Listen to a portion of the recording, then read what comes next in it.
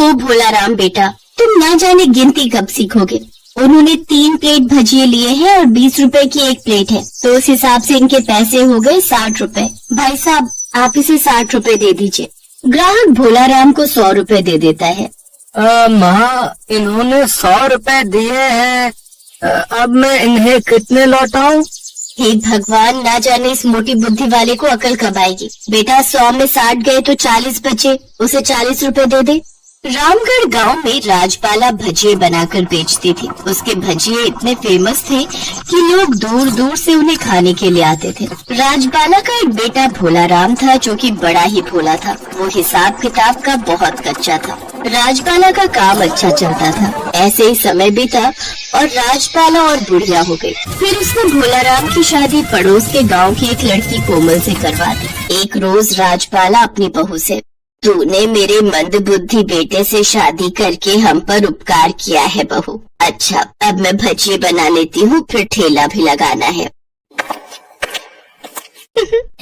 बुढ़िया, तेरे इस नालायक बेटे से शादी मैंने तेरे भजिए की मसाले की रेसिपी जानने के लिए की है, ताकि फिर मैं भी काफी पैसे कमाऊं और अपने राजेश से शादी कर सकूं। राजबाला रसोई का दरवाजा बंद करके भजिए बनाती थी। वो एक खास तरह का मसाला बेसन में मिलाती थी, जिससे भजिए का स्वाद काफी बढ़ जाता था और इस कारण उसके पास लोगों की भीड़ लग जाती थी। अब धीरे धीरे कोमल ने भी ठेले पर जाना शुरू कर दिया, ताकि वो भजिए की विधि और मसाले के बारे में जान सके। वहाँ ठेले पर लगी भीड़ देखकर कोमल हैरान रह गई। काम के दौरान कोमल जब भी राजबाला से रेसिपी पूछती, वो हमेशा कहती, बहू अभी नहीं, मैं तुम्हें बाद में बताऊंगी। इस बुढ़िया ने दिमाग खराब कर दिया है। भजिए की रेसिपी नहीं हो गई, कोई शाहजहां का खजाना हो गया। लगता है अब दूसरी तरकीब सोचनी पड़ेगी। अब कोमल ने अपने पति भोलाराम को उसकी माँ के खिलाफ भड़काना शुरू कर दिया। तुम्हारी माँ ना तुमसे मुफ्त में काम करवाती है। ठेले पर नौकरों को रखेंगी तो उनके पैसे खर्च हो जाएंगे, उनकी तनख्वाह देनी पड़ेगी, इसलिए तुम्हें ठेले पर अपने साथ रख लिया, जिस वजह से तुम ज्यादा पढ़ लिख भी नहीं पाए। और अब तुम हिसाब में कच्चे हो, तुम मंदबुद्धि कहकर सबके सामने तुम्हारा मजाक बनाती है। इसलिए मैं कहती हूँ तुम अपनी माँ से जाकर वो मसाले के बारे में पूछ कर आओ, और अगर उन्होंने नहीं बताया तो समझ जाना, इसका मतलब वो तुम्हें प्यार नहीं करती। फिर हमारे यहाँ रहने का कोई फायदा नहीं होगा। अगले दिन भोलाराम अपनी माँ के पास गया। माँ, अगर आज तुमने हमें भजिए की रेसिपी और मसाले के बारे में जानकारी नहीं दी तो मैं और कोमल ये घर छोड़कर चले जाएंगे। हाँ। ये सुनकर राजबाला घबरा जाती है और वो उन्हें सब बता देती है। बेटा, बहू, ये है वो मसाला, और इस मसाले की खासियत है कि भजिए का स्वाद कई गुना बढ़ा देती है। तुम चाहे इसमें कितना भी खराब बेसन या तेल डालो, लेकिन उसका स्वाद वैसा का वैसा ही बना रहेगा। इसकी विधि मेरी माँ ने मुझे बताई थी। हैं? सस्ते सामान से भी वैसे ही स्वाद? फिर तो हम घटिया से घटिया सामान खरीदेंगे और ढेर सारा मुनाफा कमाएंगे। अब कोमल ने राजबाला को घर पर ही रहने की सलाह दी और खुद वो ठेले पर भजिए बनाकर बेचने लगी, जिसमें वो घटिया बेसन और तेल मसालों का इस्तेमाल करने लगी और आखिर में उस रहस्यमय मसाले को उसमें डाल देती, जिससे भजिए का स्वाद वैसा ही बना रहे। 2 दिन तक उसके पास ग्राहक आए और उसने खूब मुनाफा कमाया, लेकिन तीसरे दिन उन सबको उल्टियाँ होने लगी और सबकी तबीयत खराब होने लगी, जिससे परेशान होकर ग्राहकों ने उनके खिलाफ पुलिस कंप्लेंट कर दी। फिर क्या था, पुलिस आई और उन्हें पकड़ कर ले गई। जब राजबाला को ये बात पता चलती है तो वो जेल जाती है और पुलिस को सब सच सच बता देती है। इंस्पेक्टर साहब, कुछ दिनों पहले ही मुझे पता चला कि इसने मेरे बेटे से इसलिए शादी की है ताकि ये मेरे पैसे हड़प सके और मेरे इस रहस्यमय मसाले के बारे में जान सके, और ये वीडियो रिकॉर्डिंग उसका सबूत है जिसमें ये अपने यार से फोन पर ये सब बातें कह रही है। मेरा बेटा सचमुच भोला और निर्दोष है, उसे छोड़ दीजिए और इस कमबख्त को धोखा देने और लोगों की सेहत से खिलवाड़ करने के जुर्म में कड़ी से कड़ी सजा दीजिए। इंस्पेक्टर भोलाराम को छोड़ देता है और कोमल को अब जेल में सड़ना पड़ता है। राजबाला और भोलाराम अब फिर से भजिए तलकर अपने ग्राहकों को अपने ठेले पर वापस ले आते हैं। वो दोनों अब फिर से खूब मुनाफा कमाने लगे। बबलू एक गरीब लड़का था। वो शहर के एक होटल में वेटर की नौकरी करता था। बबलू दिमाग का बड़ा तेज था। अपनी मीठी बातों से ग्राहकों का मन मोह लेता था। इससे उसे अच्छी खासी टिप मिल जाया करती थी, मगर फिर भी कभी कभी उसे ऐसे ग्राहक मिल ही जाते जो बड़े कंगले होते थे। ऐसे ग्राहक न तो खुद अच्छे से खाते थे और न ही टिप देते थे। एक दिन इसी तरह का एक ग्राहक वहाँ आया। बताइए साहब, क्या लाऊं? खाने में क्या क्या है? चिकन में chicken handi, chicken Pathani, chicken Lucknowi, chicken kadai. Mutton में mutton kofta, mutton masala, mutton Mughlai. कीमे में कीमा पाव, कीमा घोटाला, कीमा फ्राई। ठंडे में केसर, फलूदा और रसमलाई। गरम में नॉर्मल, स्पेशल, मसाला, कॉफी और चाय। बताइए साहब, क्या लाऊं? इतना कहकर बबलू ने ऑर्डर लिखने के लिए एक पेन निकाला। ऐसा करो, फटाफट एक चाय लेकर आओ। ऑर्डर सुनते ही बबलू का मुंह उतर गया। वह बोला, बस चाय? हाँ। बबलू मुंह लटकाए अंदर गया और दूसरे वेटर से बोला, चाय दे दे उस कंगले को। उस शाम होटल के मालिक ने बबलू और दूसरे काम करने वालों को एक बुरी खबर सुनाई। अब इस होटल को हमेशा के लिए बंद करने का टाइम आ गया है। क्या हो गया सेठ? इस जगह के मालिक ने ये जगह किसी पिज्जा हट वाले को बेच दी है।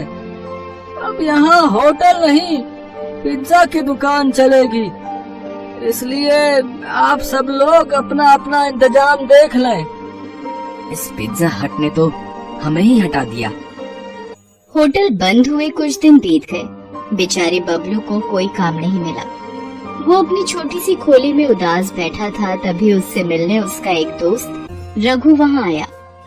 रघु को देखकर बबलू बहुत खुश हुआ। उसने उसके लिए गर्मा गर्म चाय और पकौड़े बनाए। वाह, क्या पकौड़े बनाए यार तूने। ये तो जैसे मुंह में घुले से जा रहे हैं। एक काम क्यों नहीं करता, तू चाय और पकौड़े का एक छोटा सा ढाबा खोल ले यार। आहा, अरे यार, मैं कैसे कर सकता हूँ धंधा?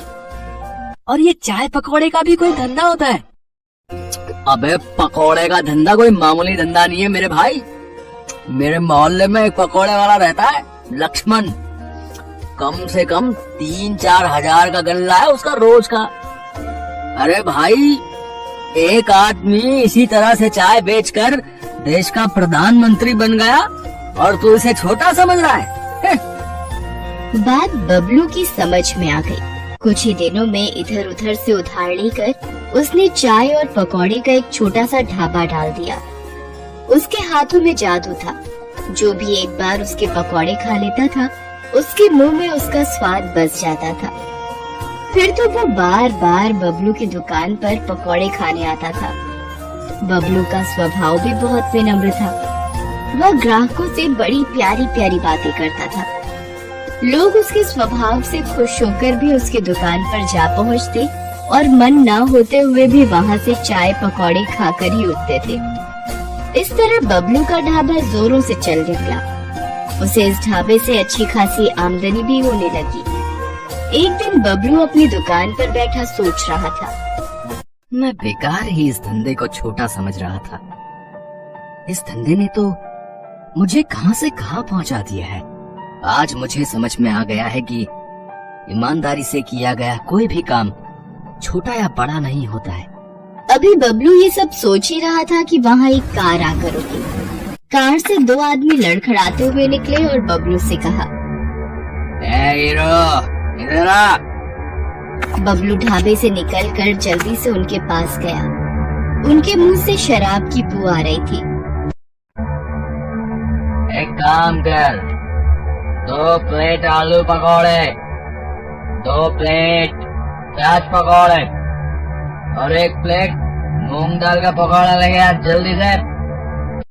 बबलू ने देखा कि दूसरे आदमी ने शराब की बोतल और 2 गिलास निकाले और कार की बोनट पर रख दिया। उनका इरादा वही शराब पीने का था। उनका इरादा समझकर बबलू बोला, साहब, पब्लिक प्लेस में शराब मत पीजिए। अबे जा, ज्ञान मत दे, ऑर्डर ला जल्दी से। बबलू जल्दी से ऑर्डर लेकर आया। उन दोनों आदमियों ने वहाँ शराब पी और पकौड़े भी खाए। फिर दोनों वहाँ से जाने लगे। तभी वहाँ बबलू आया और बोला, साहब पैसे तो देते जाओ। मुझसे पैसे मांग रहा है? अबे जानता मैं कौन हूँ? आप कोई भी हो, मुझे मेरे पैसे दे दो। आपके टोटल 120 रुपया हुआ है। अबे वीरेंद्र भाटिया नाम है मेरा। इस पूरे इलाके का म्युनिसिपल कमिश्नर हूँ मैं। अबे तेरा धंधा बंद करवा दूंगा, तो जानता नहीं मेरी पावर को। मैंने तो बस अपने पैसे मांगे थे साहब। बबलू की इस बात से वीरेंद्र भाटिया आग बबूला हो गया। उसने जमकर बबलू की दुकान में तोड़फोड़ की और वहां से चला गया। बेचारा बबलू अपने ढाबे की हालत देखकर रो पड़ा। वीरेंद्र भाटिया का गुस्सा इतने से शांत नहीं हुआ। अगले दिन बबलू को दुकान बंद करने का नोटिस मिल गया म्युनिसिपालिटी से।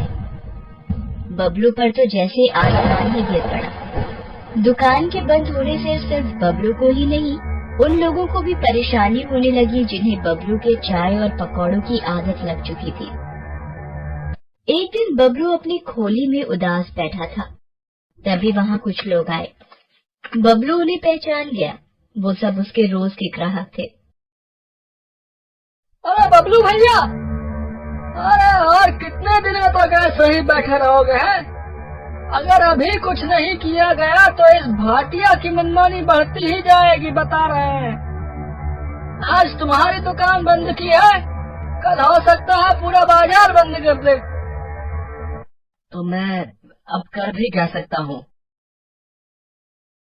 तुम हमारे साथ उस भाटिया के ऑफिस में चलो, हम वही विरोध प्रदर्शन करेंगे। इस तरह बबलू उन सब लोगों के साथ चला। इतने लोगों के साथ होने से उसकी हिम्मत भी बढ़ गई थी। वो भाटिया के दफ्तर पहुंचा और अपनी दुकान खुलवाने की मांग की। भाटिया बाहर निकलता है और गुस्से में बबलू से कहता है, अच्छा, तो तू इन सब के साथ मुझे डराने आया है? तू जानता नहीं कि तू किससे पंगा ले रहा है। मैं तो जानता हूँ, मगर शायद आप नहीं जानते कि आप किन लोगों से पंगा ले रहे हैं। ये गुप्ता जी हैं, हमारे एरिया के इंस्पेक्टर। रोज ड्यूटी के बाद ये मेरी ही दुकान पर चाय पकौड़े खाने आते थे। ये धर्मपाल जी हैं, यहाँ के एमएलए के खास आदमी। इनकी पार्टी की मीटिंग भी मेरी ही दुकान पर मेरे ही चाय के पकौड़ों के साथ होती है। आज 10 दिन से मेरी दुकान बंद है। ये सब गुस्से से बौखलाए हुए हैं। अब आप समझ लीजिए कि कौन किससे पंगा ले रहा है। ये छोकरा ठीक ही कह रहा है। पुलिस और नेता लोगों से पंगे लेना ठीक नहीं है। ठीक है, ठीक है, मैं तुम्हारी दुकान खोलने के कागज तैयार करवाता हूँ। फिर भाटिया अंदर जाता है और बबलू की दुकान का परमिट लाकर उसे दे देता है। इस तरह बबलू की होशियारी और लोगों के साथ से उसकी दुकान फिर से चल पड़ती है।